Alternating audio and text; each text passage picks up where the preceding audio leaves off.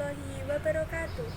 Perkenalkan, nama saya Anissa Nurfadila dari kelas Tadris IPSA semester 4. Di sini saya akan menjelaskan review buku yang berjudul Diponegoro Kesatria Perang Jawa. Pada tanggal 11 November 1785, keluarga Kraton Yogyakarta, Hadiningrat, istri Hamengkubuwono III yang bernama Raden Ayu Mangkarawati melahirkan putra sulungnya. Bayi tersebut cucu dari Sultan Hamengkubuwono II dan cicit Sultan Hamengkubuwono I yang bernama Mustahar. Mustahar tersebut dipenuhi dengan penuh pertanda. Sultan Hamengkubuwono I sendiri meminta agar istrinya merawat, membesarkan, dan mengasuh bayi tersebut. Mustahar kemudian berganti nama dengan BRM Ontowiryo. Pangeran Diponegoro baru disandang pada tahun 1812 ketika ayahnya naik tahta. Setelah dewasa, Pangeran Diponegoro mulai membangun rumah tangganya. Pangeran tersebut figur dari utama Perang Jawa.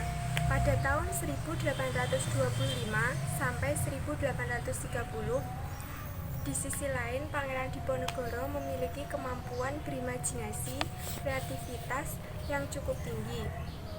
Pangeran Diponegoro tidak bisa berbahasa Melayu dengan baik dan berbahasa Belanda.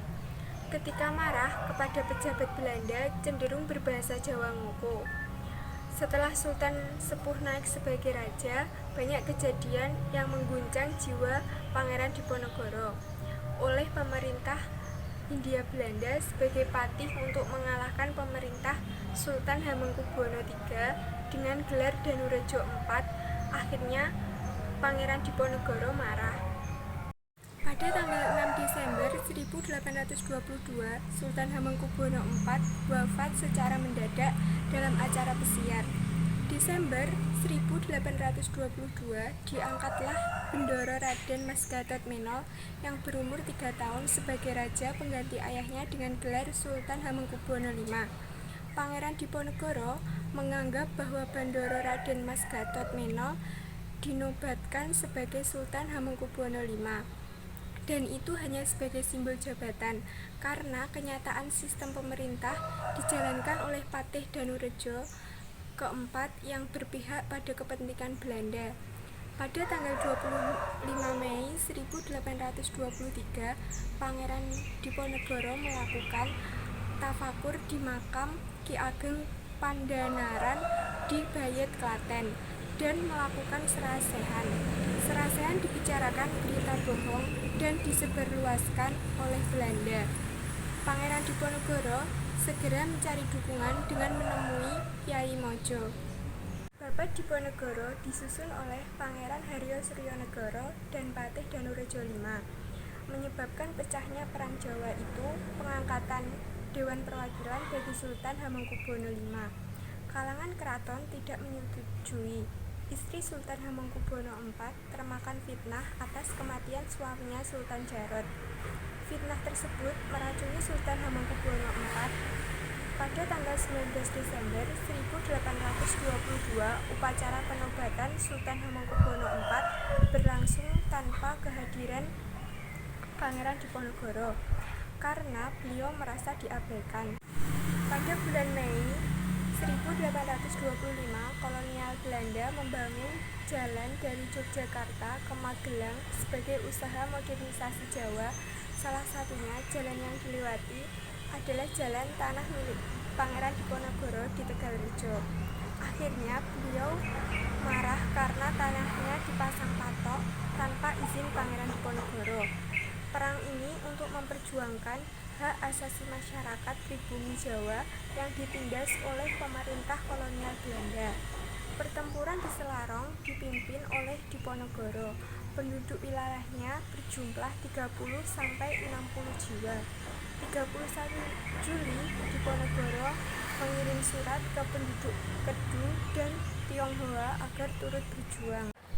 Pangeran Diponegoro memperlakukan dengan baik di markas Selarong, dan itu menunjukkan pada pengikut dan lawannya bahwa pemberontakan, peperangan, tidak ditunjukkan pada bangsa sendiri, tetapi untuk mengusir Belanda sebagai pengacau tanah Jawa. Belanda semakin sulit untuk mematahkan perlawanan yang dipimpin oleh Diponegoro. Belanda juga tidak membuahkan hasil. Rakyat banyak yang mendukung Pangeran Diponegoro. Belanda mendatangkan pasukan dari Semarang ke Banyumas untuk merendahkan daerah itu dan membangun benteng-benteng pertahanan. Benteng tersebut bernama Benteng Stelsel, gunanya untuk menaklukkan pasukan Diponegoro, dan pasukan Diponegoro menyerang satu persatu benteng Stelsel. Di saat itu, pasukan Diponegoro kehilangan pasukan karena terkena bujuk rayu Belanda. Akhirnya, Pangeran Diponegoro jatuh sakit dan perlawanan terhadap Belanda ditunda. Setelah pulih, melanjutkan musimnya hingga ke daerah Kejawan. Ketika Pangeran Diponegoro meminta dengan secara halus agar dikembalikan ke pesanggerahannya di Metasih, namun pemerintah ditolak oleh De Kock dan Pangeran Diponegoro ditodong pisau hingga tidak bisa berbuat apa-apa. Dan setelah sekian lama, Pangeran Diponegoro menjadi tahanan Belanda. Pada usia 70 tahun, akhirnya Pangeran Diponegoro wafat dan dimakamkan di Makassar.